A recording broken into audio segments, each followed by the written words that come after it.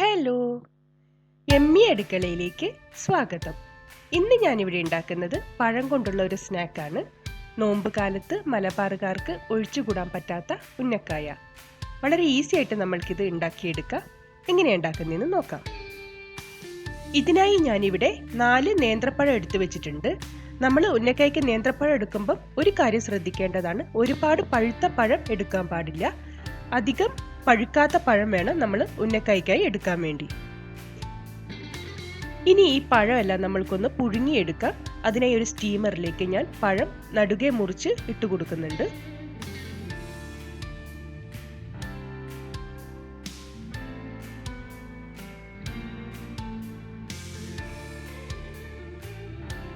ഇപ്പോ പഴം നന്നായി വെന്ത് വന്നിട്ടുണ്ട്. ഇനി ഇത് നമ്മൾക്ക് ഒന്ന് തണുക്കാനായി മാറ്റിവെക്കാം. പഴം തണുക്കുന്ന സമയം കൊണ്ട് നമ്മൾക്ക് ഉന്നക്കായ്ക്ക് ആവശ്യമായിട്ടുള്ള ഫില്ലിംഗ് തയ്യാറാക്കാം.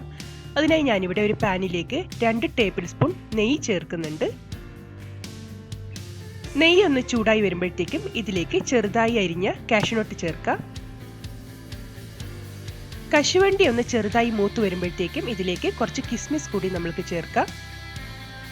നന്നായി ഒന്ന് വഴറ്റിയെടുക്കാം. ഇനി ഇതിലേക്ക് 1 കപ്പ് തേങ്ങ കൂടി നമ്മൾക്ക് ചേർക്കാം. നന്നായി ഒന്ന് വഴറ്റി കൊടുക്കാം. തേങ്ങ ഒരിക്കലും ബ്രൗൺ കളർ ആവരുത്. ചെറുതായി ഒന്ന് വെള്ളം വലിഞ്ഞു കിട്ടിയാൽ മതിയാവും. ഇപ്പോ തേങ്ങയിലെ വെള്ളമെല്ലാം നന്നായി വറ്റി വന്നിട്ടുണ്ട്. ഇനി നമ്മൾക്കിതിലേക്ക് 4 ടീസ്പൂൺ പഞ്ചസാര ചേർക്കാം. പഞ്ചസാരയുടെ അളവല്ല നിങ്ങളുടെ മധുരത്തിനനുസരിച്ച് ചേർക്കാവുന്നതാണ്.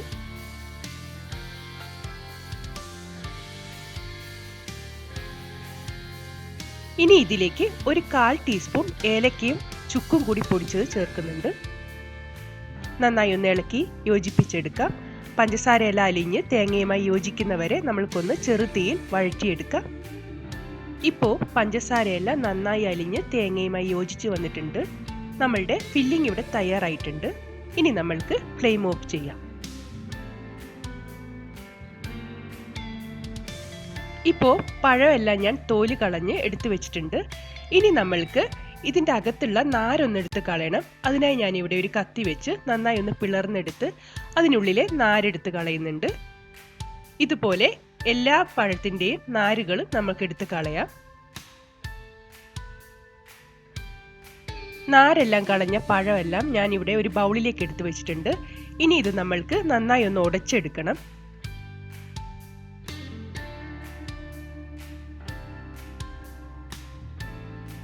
ഇപ്പോ കട്ടകളൊന്നുമില്ലാതെ നന്നായി പഴം ഉടച്ചെടുത്തിട്ടുണ്ട്.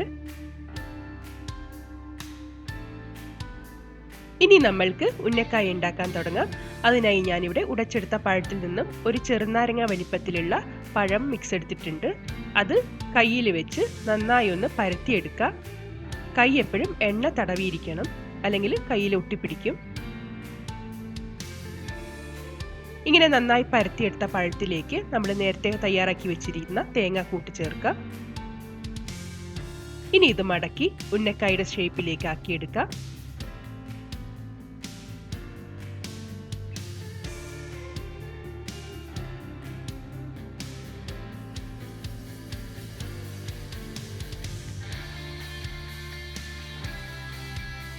ഇതേപോലെ തന്നെ നമ്മൾക്ക് ബാക്കി എല്ലാ പഴവും ചെയ്തെടുക്കാം. ഇനി നമ്മൾക്കിത് എണ്ണയിലേക്കിട്ട് ഫ്രൈ ചെയ്തെടുക്കാം. ഇനി ചൂടായ എണ്ണയിലേക്കിട്ട് നമ്മൾക്കിത് നന്നായി ഒന്ന് ഫ്രൈ ചെയ്തെടുക്കാം.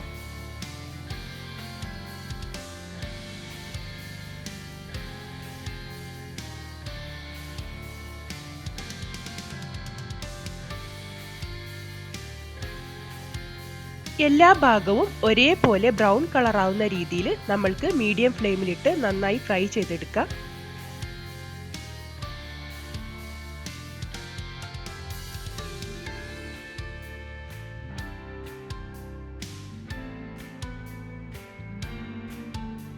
ഉന്നക്കായ ഇപ്പം എല്ലാ ഭാഗവും നന്നായി മൊരിഞ്ഞു വന്നിട്ടുണ്ട്. ഇനി ഇത് നമ്മൾക്ക് എണ്ണയിൽ നിന്ന് കോരി മാറ്റാം.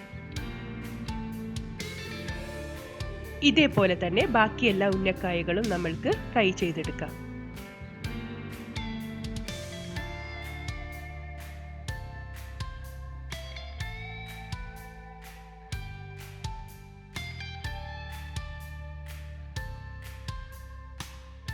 വളരെ ടേസ്റ്റി ആയിട്ടുള്ള, ഉണ്ടാക്കാനും എളുപ്പമായിട്ടുള്ള ഉന്നക്കായ നിങ്ങൾ എല്ലാവരും ഒന്ന് ട്രൈ ചെയ്ത് നോക്കുക. എന്തായാലും നിങ്ങൾക്ക് എല്ലാവർക്കും ഇഷ്ടപ്പെടുന്നതായിരിക്കും.